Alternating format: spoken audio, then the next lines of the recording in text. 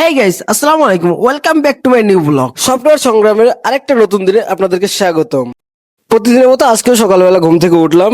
আমার বিশ্বাস সুন্দর একটা দিন শুরু হয় সন্ধ্যা সকালে অভ্যাস দিয়ে। তাই দিন শুরু করি ফ্রেশ একটা মুড নিয়ে। প্রথমে ওয়াশরুমে ঢুকে হাত মুখ ধুয়ে নেই। ঘুম ঘুম ভাব দূর করতে ঠান্ডা পানি মুখে দিলে একটা অন্যরকম সতেজতা কাজ করে। এরপর দাঁত ব্রাশ। এটা শুধু দৈনন্দিন কাজ না, নিজের পরিচ্ছন্নতার প্রথম ধাপ। ফ্রেশ হয়ে নিজের দিনটা প্ল্যান করি। আজ অফিসে অনেক কাজ আছে, guest booking, check in, staff supervision, অনেক কিছু। যেহেতু আমি হোটেল রিসেপশন ম্যানেজার, তাই প্রেজেন্টেশন খুব গুরুত্বপূর্ণ। প্রতিদিন এখানে শুরু হয় নতুন নতুন অতিথিদের নিয়ে ব্যস্ততা।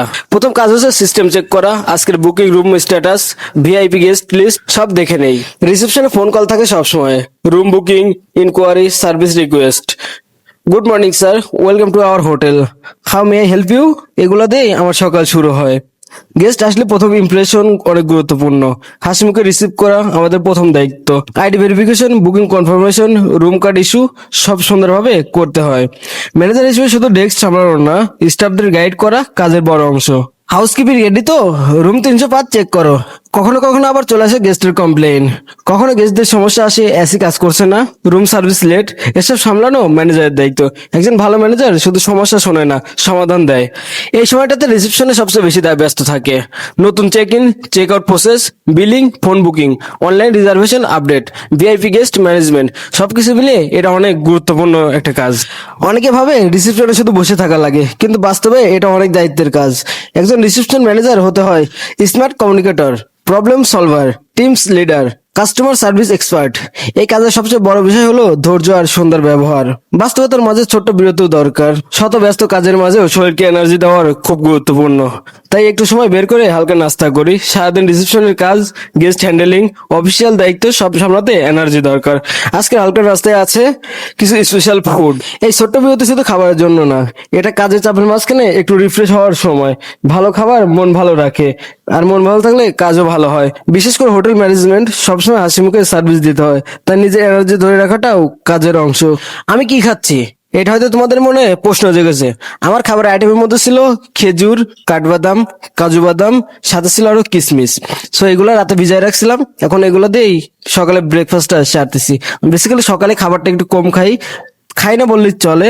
আমার খাবারটা দুপুর থেকে শুরু হয়, আর সকালে এগুলো দিয়ে নাস্তা কাজটা সেরে নিই। সাধারণত আমার মনে হয় এই ধরনের খাবার আমাদের শরীরকে খুবই সতেজ রাখে, আমাদেরকে ভেতর থেকে স্ট্রং করে।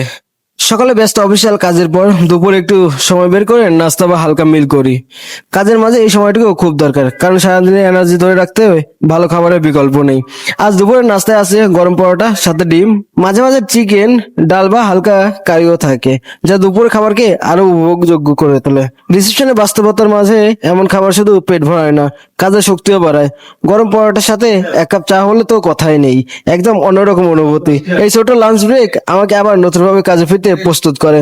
ভালো খাবার, একটু বিশ্রাম, আর তারপর আবার অফিসিয়াল দায়িত্বে ফেরা। হালকা নাস্তা শেষ করে আবার ফিরে এলাম আমার মূল দায়িত্বে।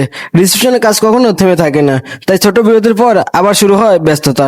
ডেস্কে ফিরে প্রথমে আজকের পেন্ডিং কাজগুলো চেক করি। নতুন booking update, guest check in list, phone call, email এবং অফিসিয়াল রিপোর্ট সব দেখি।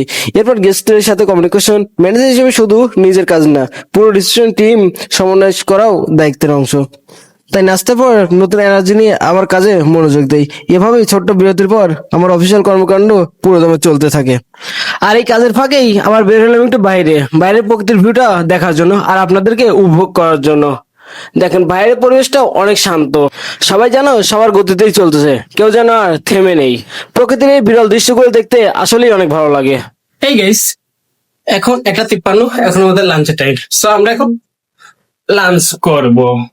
এই যে বডিওয়ালা বডিওয়ালা ক্রিম লয়ে বয়ে বয়ে আছে। এই হ্যালো, তোর আইটেম কি কি বলো? সে আইটেম গুলো আগে দেখাই। আলু ভাজি, টমেটো ভর্তা, এটা কি জানি জানি না, শাক ভাজি, আরো আছে ডাউল, সাথে আছে লেবু, সব মিলাইয়া প্রায় 5টা আইটেম। এই গাইস, রেগুলার মতো আজকে আমি আবার ছাদে চলে এলাম। আমার গোসলের সময় যে ভিজা কাপড়গুলো শুকাইতে দিয়েছিলাম, ওইগুলো এখন আবার নিচে নামাইতে হবে।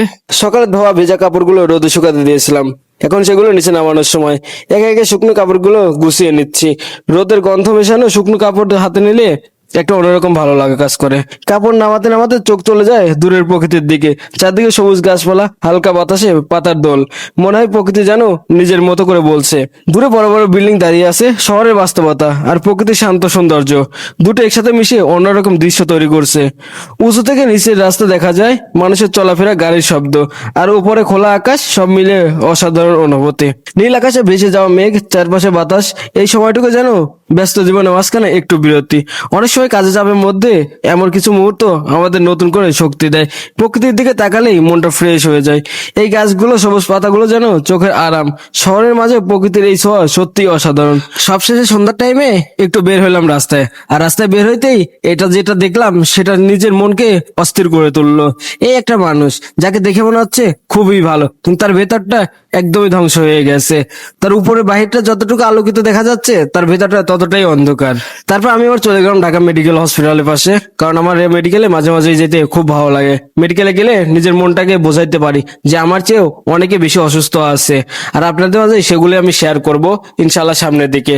এই যে মেডিকেলের পাশে এসে একটা জায়গায় বসে কি ভাবতেছিলাম যে কোন দিক দিয়ে শুরু করব, কোন দিকটা আপনাদেরকে দেখাবো। হাসপাতালে ঢুকেই চারদিকে রুগী আর রোগীর স্বজনদের ব্যস্ততা চোখে পড়ে। কেউ চিকিৎসার অপেক্ষায়, কেউ প্রিয়জনের পাশে বসে দোয়া করছে, কেউ আবার উদ্গ্রীব হয়ে ডক্টরের খবর নিচ্ছে। এই দৃশ্যগুলো কাছ থেকে দেখলে জীবনের বাস্তবতা অনেক গভীরভাবে অনুভব করা যায়। ওয়ার্ডের দিকে গিয়ে দেখলাম অনেক রোগী কষ্টের মধ্যে আছেন। কেউ দীর্ঘদিন ধরে চিকিৎসাধীন, কেউ সদ্য ভর্তি হয়েছে। তাদের মুখের দিকে তাকিয়ে মনে হচ্ছিল মানুষ কত বড় সংগ্রামের মধ্যে দিয়ে যায়, যা বাইরে থেকে সবসময় বোঝা যায় না। সত্যি বলতে এসব দেখে আমি খুবই মর্মাহত হয়েছি। নিজের অজান্তেই মনে হয়েছে সুস্থতা কত বড় নিয়ামত। বিশেষ করে রোগীদের পরিবারের মানুষদের দেখেও খুব ভাবলাম, তারা দিন রাত পাশে আছে, সেবা করছে, আশা নিয়ে অপেক্ষা করছে। এই ভালোবাসা আর ধৈর্য সত্যিই গভীরভাবে স্পর্শ করে। হাসপাতালের পরিবেশ আমাকে একটা বড় শিক্ষা দিয়েছে। জীবনে আমরা অনেক ছোট বিষয় নিয়ে অনেক অভিযোগ করি, কিন্তু সুস্থ থাকা, স্বাভাবিকভাবে চলাফেরা করা, এগুলো কত বড় আশীর্বাদ। আর সেখানে দাঁড়িয়ে মনে হচ্ছিল মানুষের পাশে দাঁড়ানো কত জরুরি। অসুস্থ মানুষদের জন্য সহানুভূতি, সাহায্য দেওয়া, এসবের মূল্য অনেক। আমি যখন এসব দেখছিলাম নিজের ভেতরে একটা পরিবর্তন অনুভব করেছি। জীবন, সময়, পরিবার সবকিছু নতুন ভাবে ভাবতে ইচ্ছে করছিলাম। এই ভিডিওর মাধ্যমে শুধু একটা অভিজ্ঞতা শেয়ার করছি না, একটা অনুভূতিও শেয়ার করছি, যেন আমরা সবাই অসুস্থ মানুষের জন্য দোয়া করি এবং সুস্থতার মূল্য বুঝি। আল্লাহ সবাইকে সুস্থ রাখুন, যারা অসুস্থ আছেন তাদের দ্রুত শিফা দান করুন, আমিন। তো বন্ধুরা, আজকের ব্লগে আমার সারাদিনের কাজকর্মের রুটিন, অফিসিয়াল ব্যস্ততা আর কিছু বাস্তব জীবনের মুহূর্ত আপনাদের সাথে শেয়ার করলাম। আশা করি ভিডিওটা আপনাদের ভালো লেগেছে এবং কিছুটা হলেও উপভোগ করেছেন। এ ধরনের বাস্তব জীবন ভিত্তিক ব্লগ যদি আপনাদের ভালো লাগে, তাহলে অবশ্যই ভিডিওটি একটা লাইক করবেন। আপনাদের একটা লাইক আমাদের জন্য অনেক বড় অনুপ্রেরণা। কমেন্ট করে জানাবেন ভিডিওর কোন অংশটা আপনার সবচেয়ে বেশি ভালো লেগেছে, আর পরের ভিডিওতে কি কি দেখতে চান সেটাও জানাতে পারেন। আর ভিডিওটা ভালো লাগলে অবশ্যই শেয়ার করবেন, যাতে আরো মানুষ দেখতে পারে। হ্যাঁ, সবাইকে এই ব্লগটা পুরোপুরি দেখার জন্য অসংখ্য ধন্যবাদ। আর যারা এখন আমার ইউটিউব চ্যানেলটা সাবস্ক্রাইব করো নাই, এখনই যাও ইউটিউব চ্যানেলে একে আশিক 2.0 সার্চ করো এবং ইউটিউব চ্যানেলটা সাবস্ক্রাইব করো। আর যারা ফেসবুক পেজে এখনো ফলো করো নি, দ্রুত পেজটা ফলো করে দাও। So tata, bye bye.